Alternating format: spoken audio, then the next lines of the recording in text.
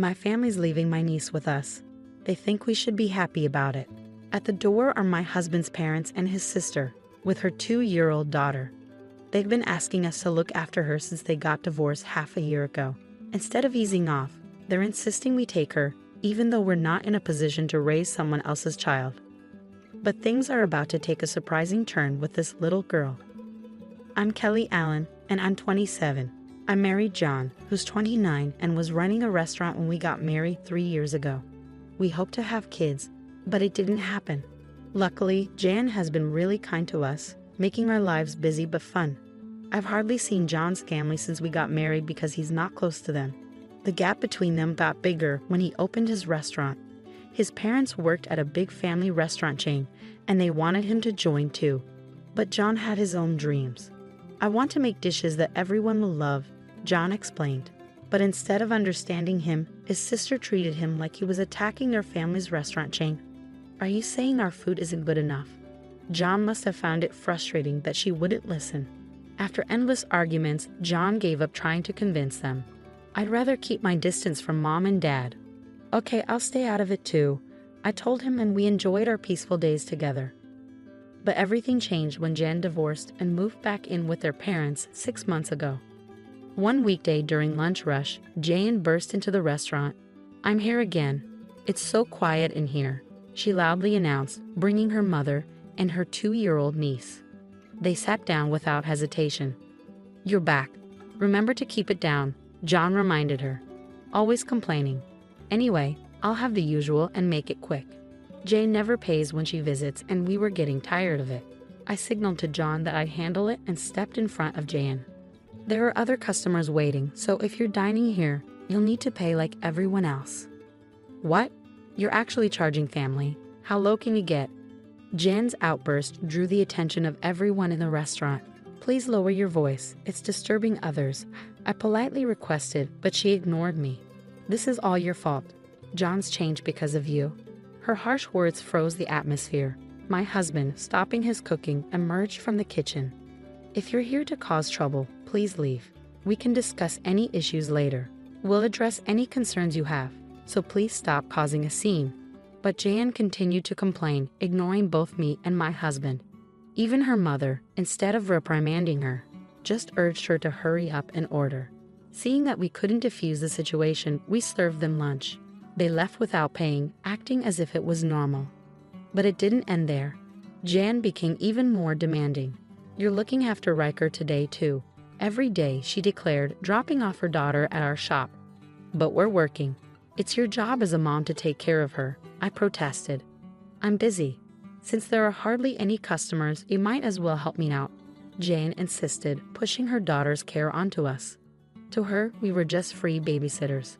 To fully unload her responsibilities, Jan and her mother started visiting our restaurant frequently. I'm sorry about my family. I didn't mean to cause trouble for you or the restaurant, Kelly, John S. apologized after they left Riker behind and left. Our business wasn't booming, and their disruptions were part of the problem. Our regular customers, who preferred a peaceful atmosphere, stopped coming. It wasn't just about John anymore. Poor Riker was caught in the middle. Holding my niece close, I sighed deeply. We kept going despite the weight on our hearts. But a few weeks later, things took an unexpected turn with my in-laws. One evening, after closing the restaurant, Jan and my in-laws appeared at our doorstep. Instead of at the restaurant, they were at our house. When John and I opened the door, Jan abruptly handed Riker to us, looking bewildered. I'm leaving my child with you. Appreciate it. John and I were stunned, our eyes wide. What do you mean? I asked, though I suspected it was because we couldn't have kids. You're not busy since the restaurant is quiet, right? So you can be Riker's parents, she explained, deciding to completely abandon her niece. Even the grandparents didn't want to care for her. John's face flushed with anger at their callousness. This is too much. You're giving up on Riker. That's not right. I thought you guys, without kids, could handle her, Jan said, her tone tense. Riker, sensing the tension, nervously sucked her finger and looked down. But you don't have to worry about that. Take her back, I firmly replied. Kids need their moms. Even a 2-year-old knows that. You can't refuse. If there was a serious reason, maybe, but I can't agree to selfish excuses like it's too much trouble. I rejected her request firmly. We're busy with work, and honestly, I don't find a child with my ex-husband's blood cute at all. I said, shocked at my own words. That's something a parent should never say, especially not in front of Ricker. It's unacceptable. My in-laws sided with her, sharing her views. Jane and her parents would only make this poor child suffer, they said. Realizing this, I held Riker close, feeling a strong sense of duty. I have to make this child happy. So are you really okay with Riker being our child? I asked Jane firmly. She smirked. Of course, and I'll sell you all her baby stuff and toys. I don't need them anymore, so you better buy everything, she said, her parents smirking behind her. Not only were they avoiding their responsibilities, but they also wanted to make money from us. They were beyond redemption, but if it meant cutting ties with them, it was a win for us. When I talked to John about it, he agreed. Yes, we'll buy everything you're selling, but in return, stay away from us, I told him firmly. Jane stepped closer, asserting, don't act so superior. You're just a daughter-in-law. I was going to sell them anyway. Just be prepared for a big bill. After using us to their advantage, Jan and her parents left in a hurry.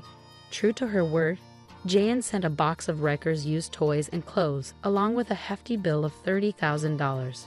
With the restaurant struggling and our finances stretched thin, I couldn't afford such extravagance for Riker.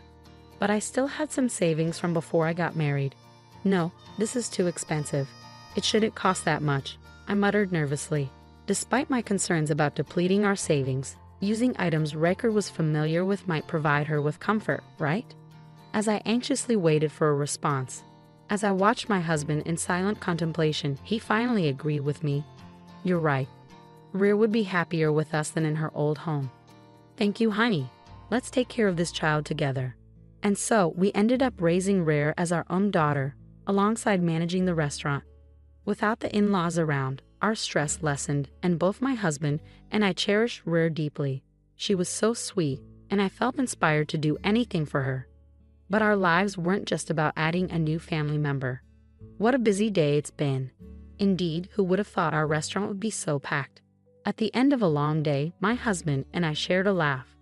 Our once quiet restaurant was now booming thanks to a recent addition to the menu, an omelet that had unexpectedly gone viral on social media. What surprised us the most was how this idea came about. Who would have guessed it was Rhea's suggestion? As I affectionately patted her head, I recounted.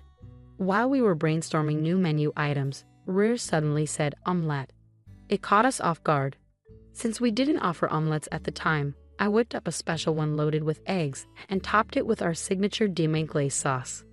Following John's approach, we personalized each serving to suit our customers' tastes. It turned out to be a huge hit, and Rhea continued to lend a hand whenever I experimented with new dishes. She'd mumble names like Napoleon or pudding, and when John whipped up those dishes, they were a hit. Customers would exclaim, "This is exactly what I was craving," and happily dig in. With the old challenges of running the restaurant behind us, life became more exciting with Rhea around. I couldn't help but wonder if Rhea possessed some mysterious power. It seemed possible. The other day, when I couldn't find my glasses, Rhea was just staring behind a shelf.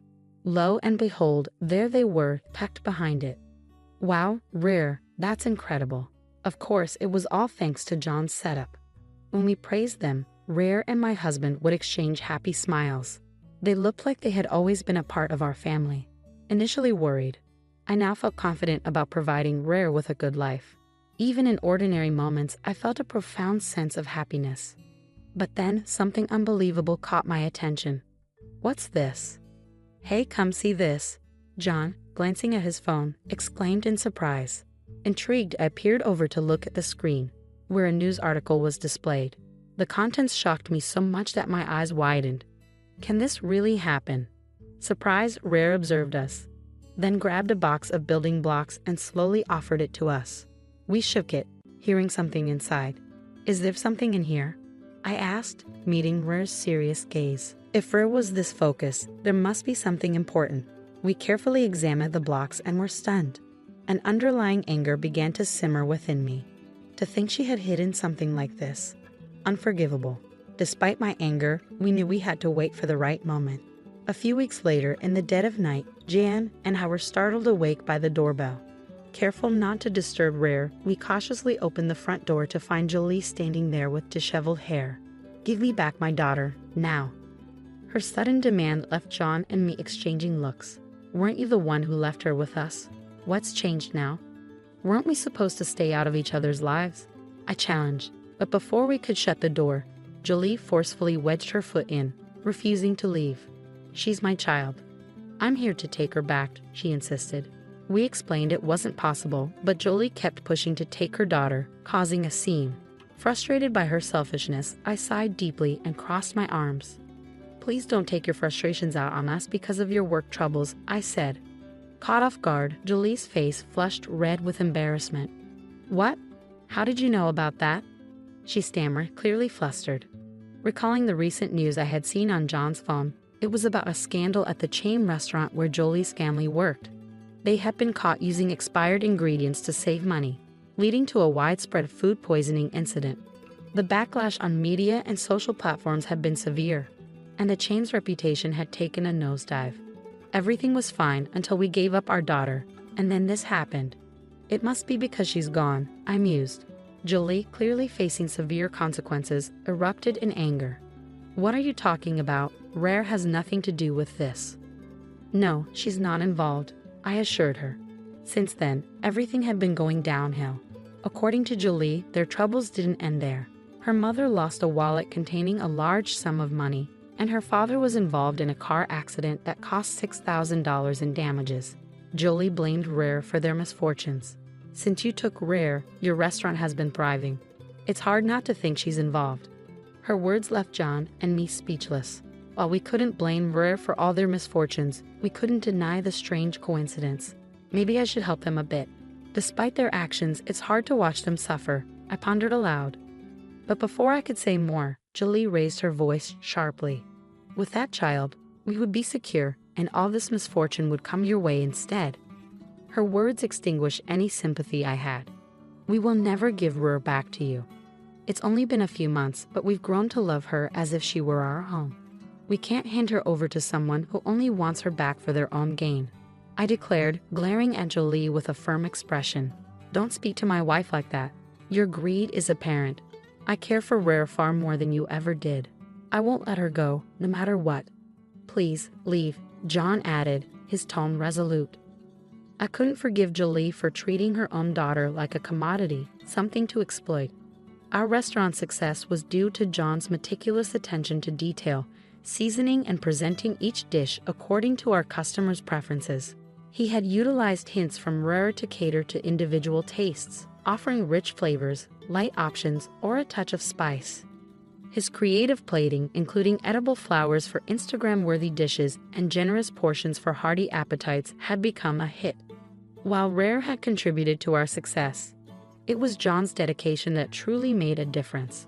"She's not a cash cow to be returned," I retorted with disdain.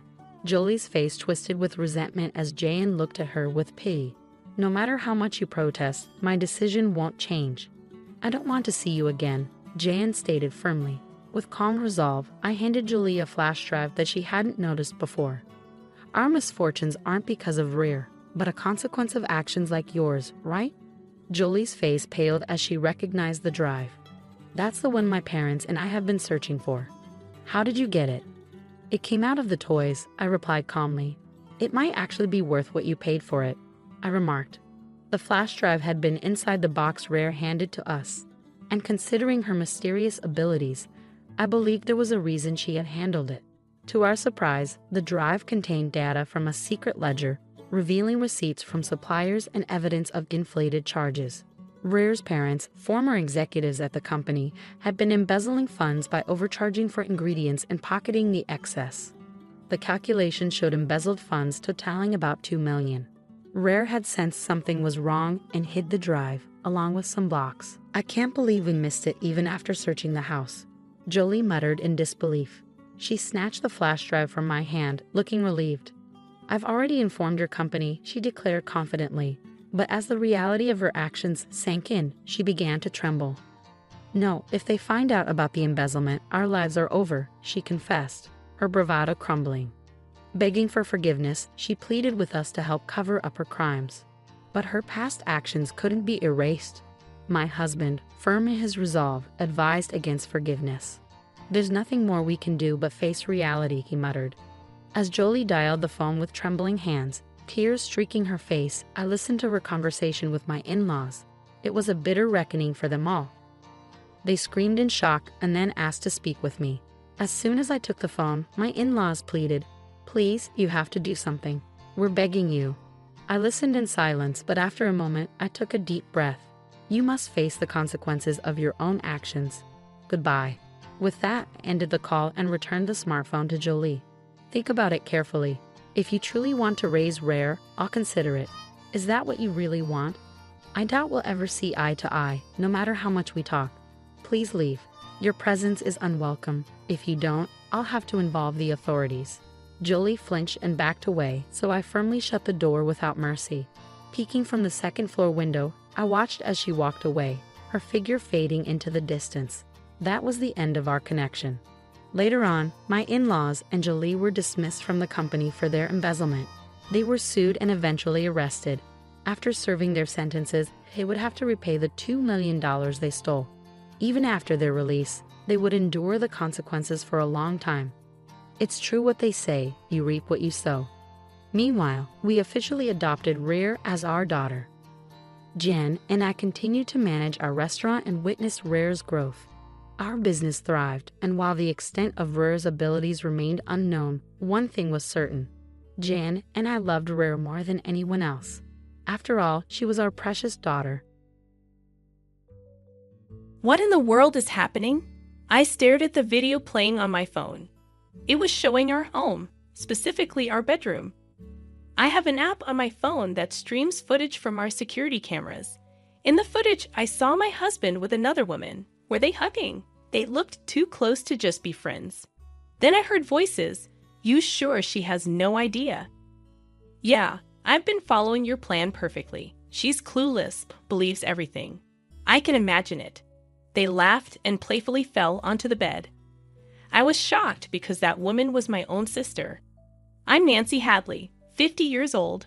My husband David, who's turning 55 this year, and I have been married for 20 years.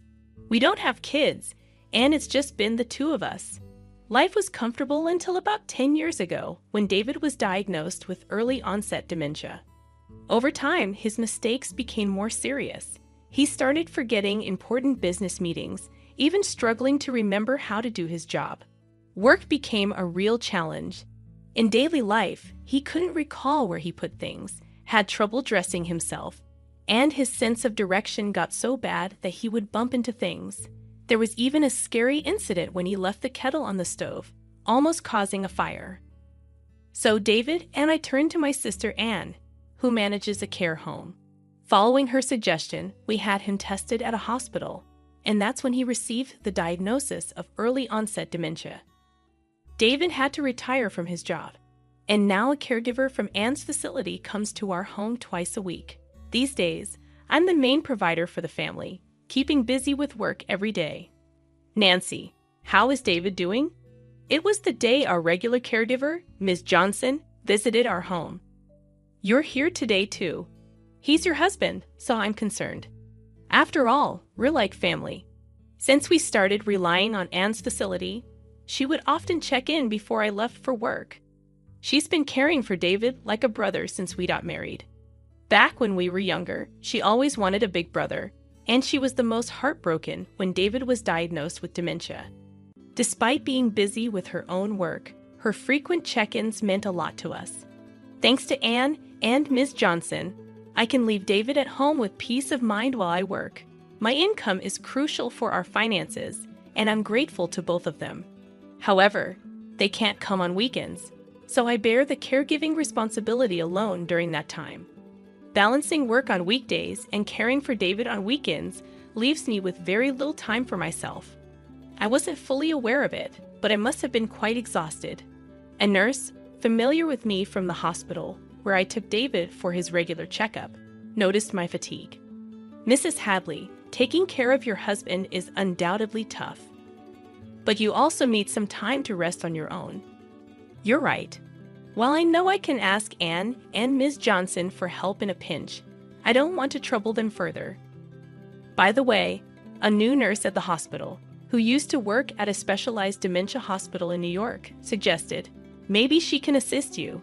Look, there she is. When I looked where the nurse pointed, I couldn't believe my eyes. It was Amy, my college best friend. Amy seemed surprised too, but we hugged and celebrated our reunion. Amy, who was active in the softball club in college, still looked sharp with her neat short haircut. Nancy, you haven't changed at all. Neither have you, Amy. I'm so glad to see you. Amy shared that she waited for her children to grow up, got divorced, and returned to her hometown. Just let me know when you're free for a cup of coffee, she suggested. When David, in his wheelchair, emerged from the examination room after his tests, I introduced him, saying, "Oh, this is my husband, David. It's been ages since our wedding." That's right. It's been a long time. Amy, Nancy's college friend, bent down to match eye level with David, who was seated in a wheelchair, and paused for a moment. Amy, is everything okay? Oh, sorry, David. We met once at your wedding. Is that right?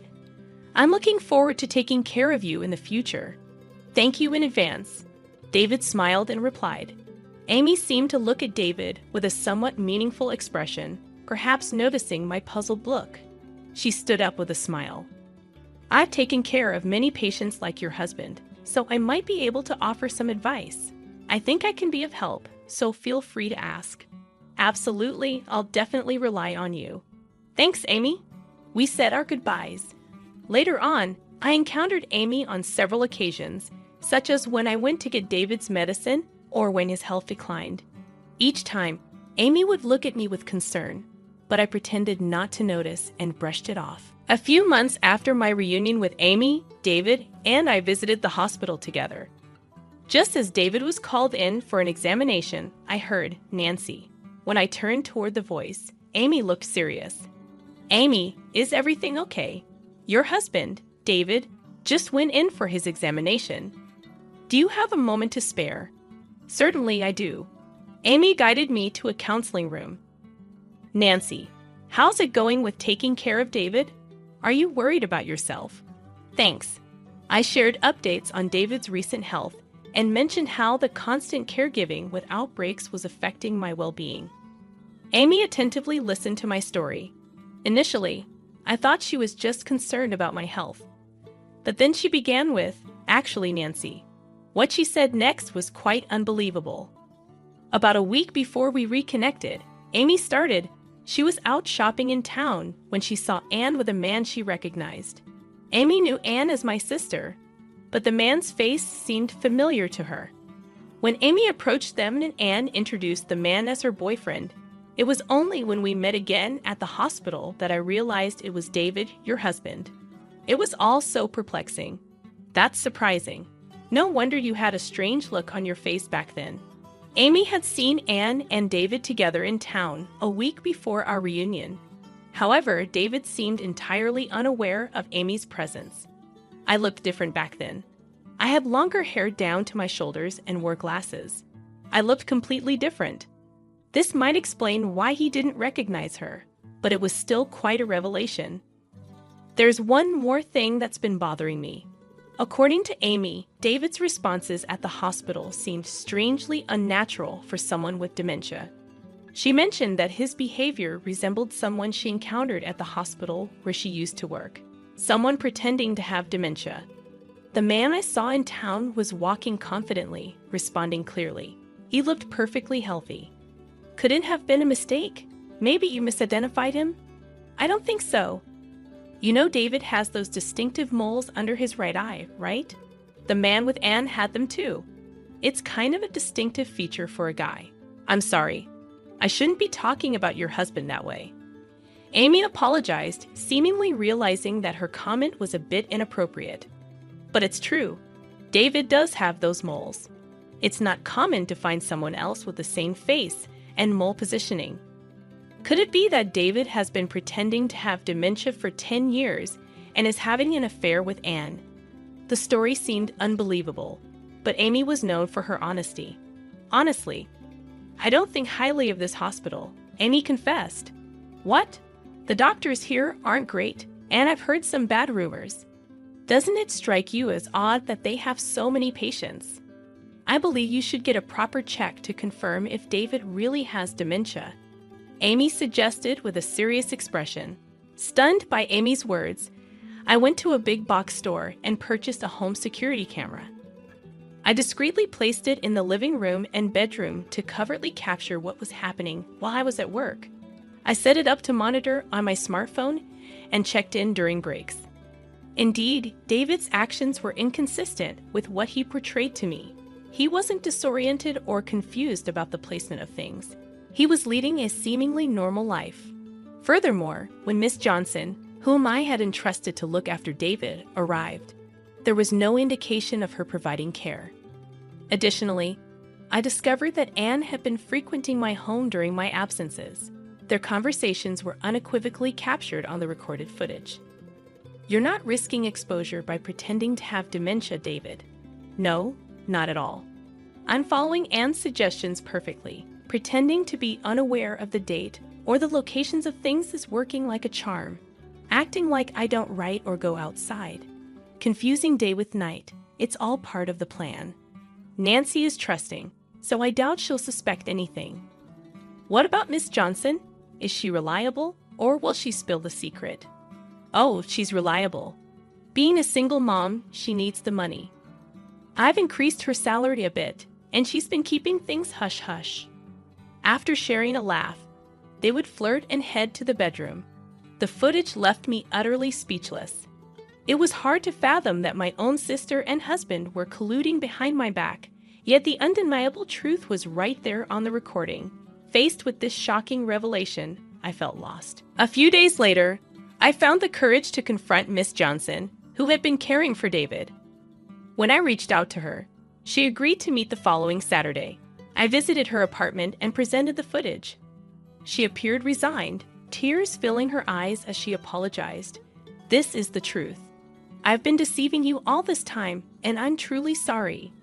I don't have a license, and finding another job was a struggle. I had no choice but to go along with what Anne said because she offered me such attractive terms." As seen in the footage, Anne, a single mother supporting her child alone, needed the money. However, she grappled with guilt as she realized she was aiding in deception. Her guilt led her to share her testimony with me and provide copies of receipts, daily reports, and her diary from that period. Regardless of my financial struggles, what I did was unacceptable as a human being. I am truly, deeply sorry.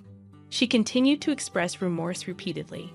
In addition to the evidence and testimony from Miss Johnson, I decided to gather more proof.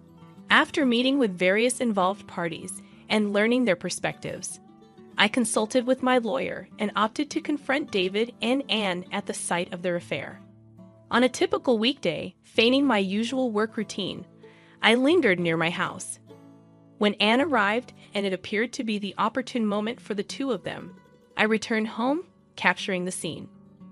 Caught off guard and unable to escape, they panicked. With a cold tone, I said, "I know everything now, David. I heard you messed up your cherished job, got sidelined, and grew to dislike your work." These were details his co-worker had shared about David's conversations with colleagues. "There's nothing left for me here. Nancy is earning well. I want to quit and live a relaxed life." Observing my composed demeanor, David hastily began to confess. "It wasn't my idea. Anne seduced me. She suggested we pretend to have dementia, be supported by you while you're at work, and meet as much as we want." Even Miss Johnson had been recruited by Anne to serve as an alibi. David's words seemed to place the blame on Anne rather than me. Upon hearing David's accusations, Anne became hysterical and erupted in anger. What the heck? David was fully on board with the plan, and now he's trying to evade responsibility. That's cowardly. Shut up. You're the one who kept pushing me into this. I just went along with what you said. As they bickered stark naked, my heart grew colder. I couldn't tolerate the situation any longer. "That's enough, both of you. Get out." I threw their clothes, along with Anne's purse scattered on the floor, out of the living room window and then closed it. Despite their persistent banging on the window and pleas for an explanation, I ignored them, closing the curtains. When their attempts to communicate persisted, I sent a message on WhatsApp stating, "Be quiet. If you don't want the cops called, leave now." Suddenly, they fell silent. For the next few days, they continued to visit the house and send messages on WhatsApp, which became increasingly irritating. So, I sold the house and relocated to a weekly rental apartment. When David was diagnosed with dementia, I proactively changed the title of our jointly owned house to my name. Considering David's retirement and diminished ability to handle financial matters, I thought it prudent to avoid potential complications if a dementia patient had decision-making authority during an emergency. Unexpectedly, I was able to sell the house for more than anticipated and use the proceeds to quietly purchase an apartment. While I hadn't anticipated this specific situation, I must commend past Nancy for her foresight. Subsequently, I initiated a divorce from David and asserted a claim for the division of assets. Whether or not David has the means to comply is inconsequential. It is a declaration that they inflicted this upon me. I will neither forgive nor forget. After the divorce, I heard through the grapevine that David remarried and now resides in Anne's house. However, it appears that their new life together is not thriving. While this is purely speculative, I believe David and Anne might have been swept up in the excitement of their affair. Marriage brings a different set of challenges, forcing them to confront each other's realities, acknowledge differences, and at times turn a blind eye. Coping with these complexities must be challenging for a couple who tied the knot in the aftermath of an affair, especially considering both sets of parents have already passed away. The house that David and I once called home has already been sold. David is left without a place to return to, and with no other family to lean on. They must confront their challenges on their own. Frankly, I couldn't be less concerned.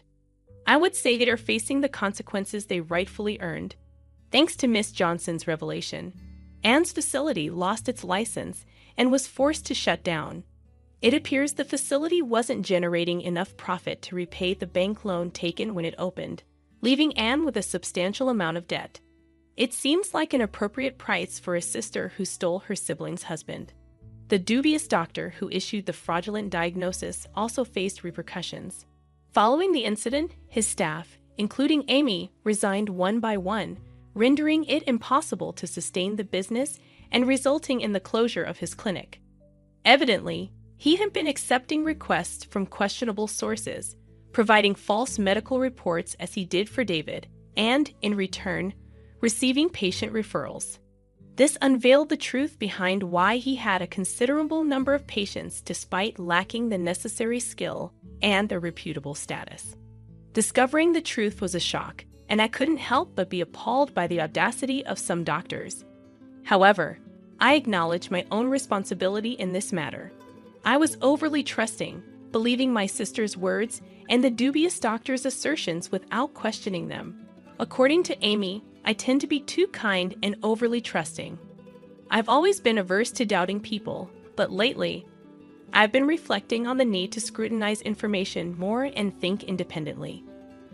On a brighter note, Amy seems to have secured a new position at a large general hospital in the neighboring town. Her work experience at a New York hospital garnered respect, and she has already earned the trust of her colleagues, enjoying her work. Following Amy's suggestion, Miss Johnson also found employment at the hospital cafeteria. Wow, adorable. Amy's eyes lit up at the sight of a puppy frolicking with a ball. This little guy is a male miniature dachshund I brought home about a month ago.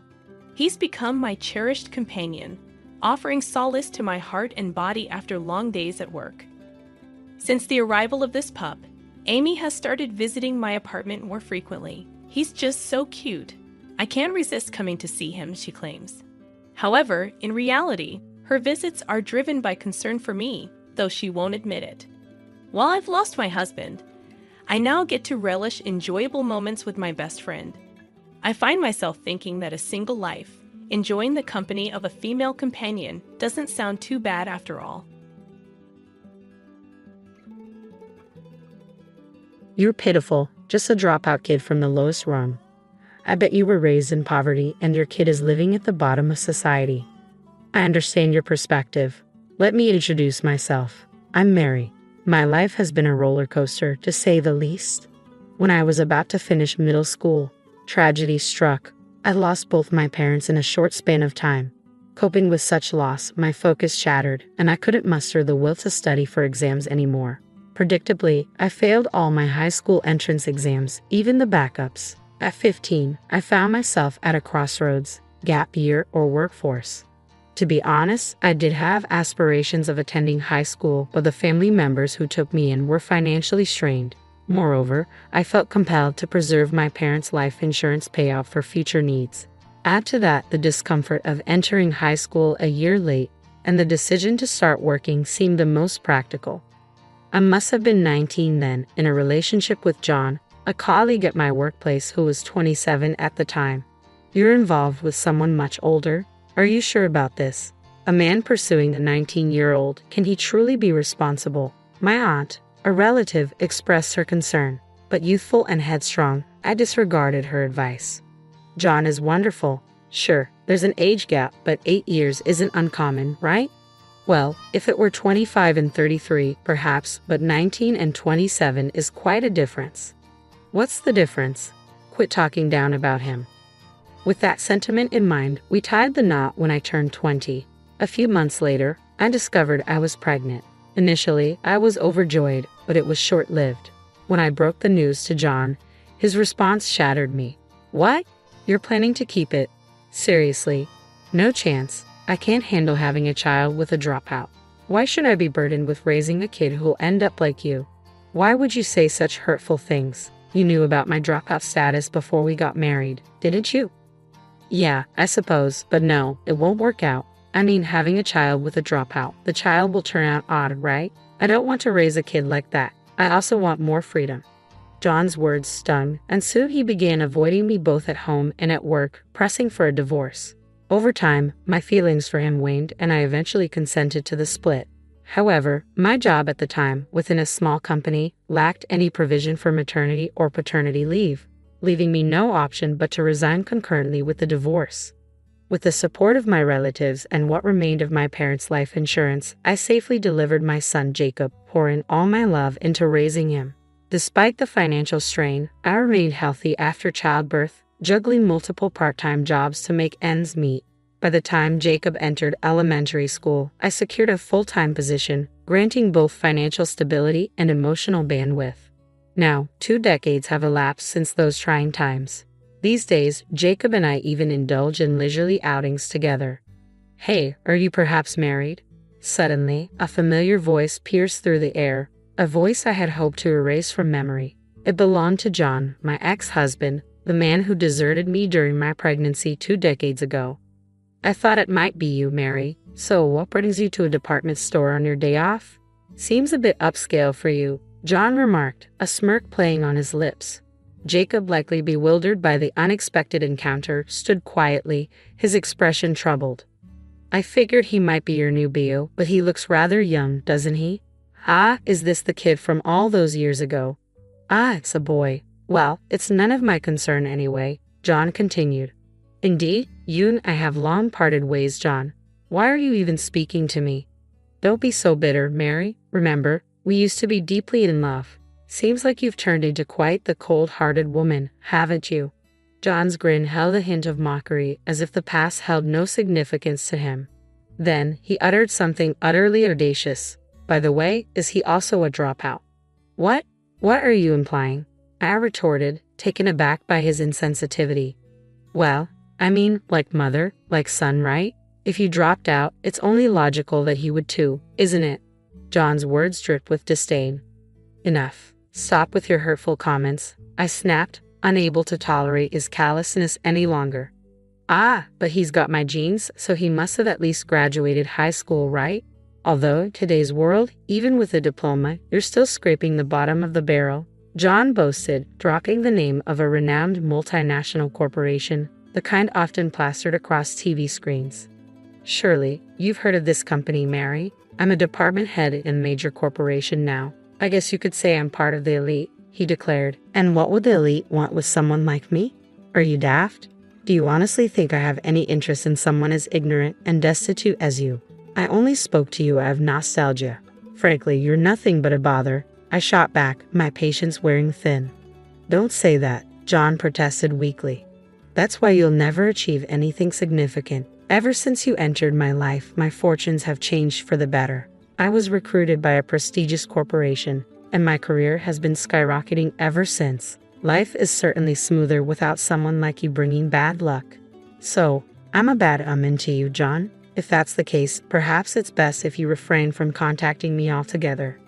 No, sometimes I'd just like to glance at the bottom of the barrel to remind myself of how fortunate I am. You see, in my workplace, there's no one quite like you, not even among the lowest-ranked employees. But it's true what they say about poverty. It's like a vortex, pulling you down no matter what. Is that all you wanted to say? We're pressed for time, I interjected, urging John to get to the point. Just a moment, let me have a word with my son, John replied casually, placing a hand on Jacob's shoulder with a self-satisfied grin. Then, with a smile still lingering on his face, he addressed Jacob. Life may be tough for you too, but it is what it is. Blame your mother for her poverty and lack of education. If you're looking for someone to resent, point it towards her for having you straight out of middle school. John's expression radiated satisfaction as he glanced around. John, what's taking so long? The restroom was crowded, I inquired, wondering why he was lingering. Oh, I just bumped into someone from the past, John replied casually, as if nothing significant had occurred. At that moment, his wife or girlfriend joined him, a striking woman who seemed intimately connected to John. Can you believe it? This woman dropped out of high school midway through. Not even a high school graduate, but a middle school dropout. Can you imagine? John boasted, his tone dripping with condescension.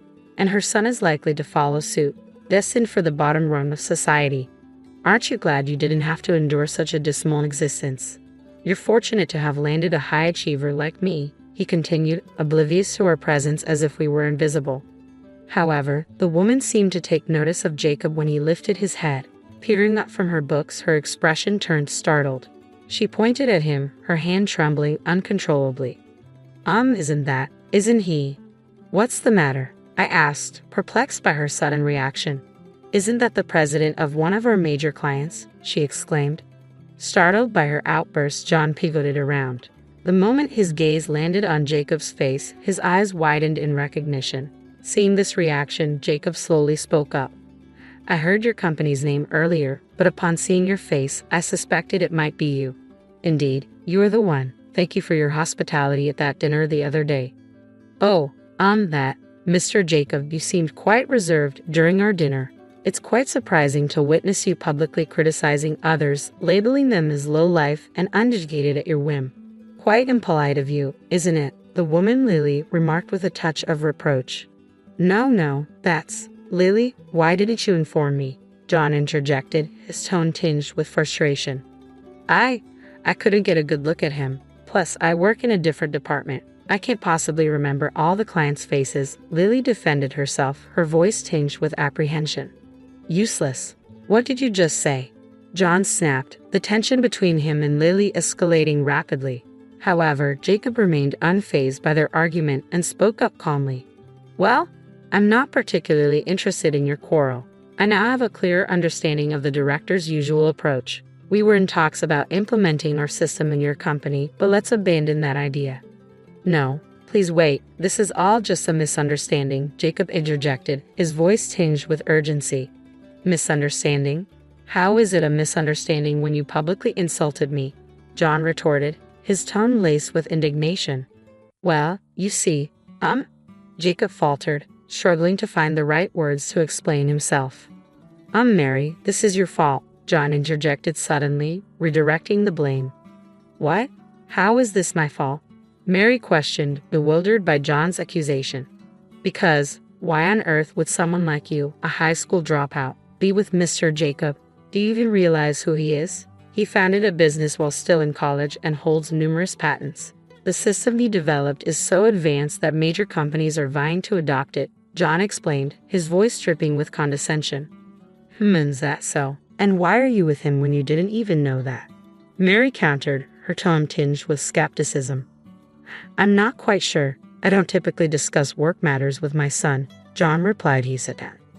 Your son? Mary echoed, her tone reflecting surprise. Yes, that's correct. Pleased to make your acquaintance. I am Jacob, the prodigy, son of the high school dropout. Jacob interjected confidently. Well, that's, John stammered, caught off guard by Jacob's assertion. It seems you have something on your mind regarding my mother. Please feel free to express yourself. We likely won't have another chance to converse, Jacob encouraged, his tone composed. Oh, well, what's the situation here? How come someone like you? Why is someone like Jacob's mother a high school dropout? John stumbled over his words, struggling to articulate his thoughts. John faltered, taken aback by Jacob's unexpected interjection. He appeared torn, as if he wanted to retort but found himself at a loss for words. His gaze shifted uneasily between Mary and Jacob. From my earliest memories, my mother instilled in me a wealth of knowledge. Despite her lack of formal education beyond middle school, she delved into countless books and shared their wisdom with me, Jacob continued, his voice steady and composed. What? I never knew Mary possessed such depth, John muttered, visibly surprised. But there was one subject my mother remained silent on, the criticisms of my father, who abandoned us during her pregnancy. I've harbored resentment towards my father for as long as I can remember, but my mother always insisted it was her own naivety that led to our struggles. Even in our most dire circumstances, when we had nothing and were barely scraping by, she maintained a radiant smile. She's the person I admire most, Jacob recounted, his voice tinged with reverence. So you hold her in high regard, but Mr. Jacob, you share my bloodline, don't you? Can't you consider signing a contract with my company? John pressed, his tone pleading. Yes, I could. However, what's truly unacceptable here is your behavior. We're in a public setting, you know. Have you not considered the embarrassment you're causing? Jacob countered, his tone firm. Well, that's just my honest opinion. I simply perceive Mary as lacking in intelligence, that's all, John retorted, his tone unapologetic. And what does that make you, the man who fathered a child with this woman you call stupid? What kind of person does that make you, abandoning her when she was so young? Maybe she was innocent, but do you have any idea of the hardships she endured? You seem proud of your position in a big company, but why didn't you contribute even a single cent in child support? Jacob's accusations hung heavy in the air, leaving John speechless. As Jacob's words sank in, Lily's expression transformed. From a troubled look, her face now bore a glare directed squarely at John. Wait a minute, that's not what you told me. No, you just be quiet. That can't be true. Didn't you share with me that your previous wife cheated on you and left, that she denied you access to your child, and even refused your attempts to provide child support, forcing you to save instead? Was that entire story just a fabrication? Lily's voice was edged with disbelief and accusation. It seems highly likely that it was a fabrication. My mother and I still reside with our relatives. He knows where we are if he truly intended to provide child support. Mom, has this man ever attempted to contact you? Jacob inquired. Not once. Not on my cell phone. Not at any relative's house. And certainly, there's been no mention of child support, Mary confirmed, her tone tinged with disappointment. My revelation seemed to ignite fury in Lily, while John's complexion drained of color. You lied. You're despicable. I'm relieved I didn't marry you. It's over between us, Lily declared, her voice trembling with anger. What? Wait, Lily, please don't go, John pleaded, desperation evident in his tone. John hastily pursued Lily, leaving Jacob and me to exchange a knowing glance before erupting into laughter. John's pitiful demeanor was simply too amusing to ignore. Afterward, we indulged in some window shopping, feeling thoroughly content as we headed home. Later, Jacob filled me in on the situation. His company and John's were on the verge of sealing a significant contract, but Jacob opted to pull out at the 11th hour. Apparently, he was entirely transparent about his reasons. Your representative was my father, the man who abandoned my pregnant mother and neglected to provide child support. It's inconceivable to trust such an individual and engage in business with him. The system I've developed is akin to my own offspring. Entrusting it to him, just the thought makes my skin crawl. Predictably, this turn of events stirred up considerable turmoil. Allegedly, the company penalized John by demoting him and sidelining his role. It appears they're hoping to coax Jacob into reconsidering the contracts by making an example of John. From Jacob's perspective, it seems he might entertain the idea if they slash John's bonus. Undoubtedly, John is about to face some challenging times, but perhaps it's what he deserves, isn't it?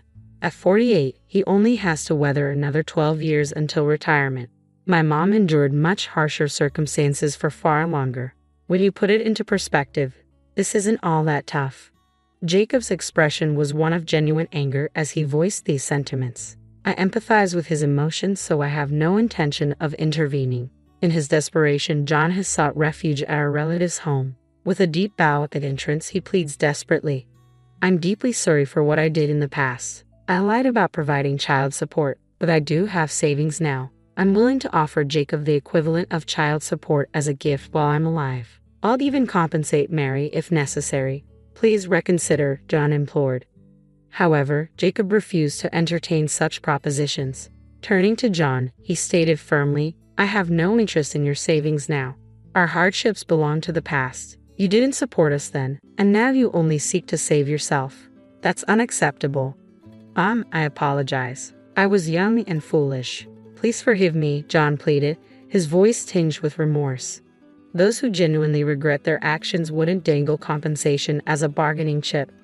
Your selfishness knows no bounds.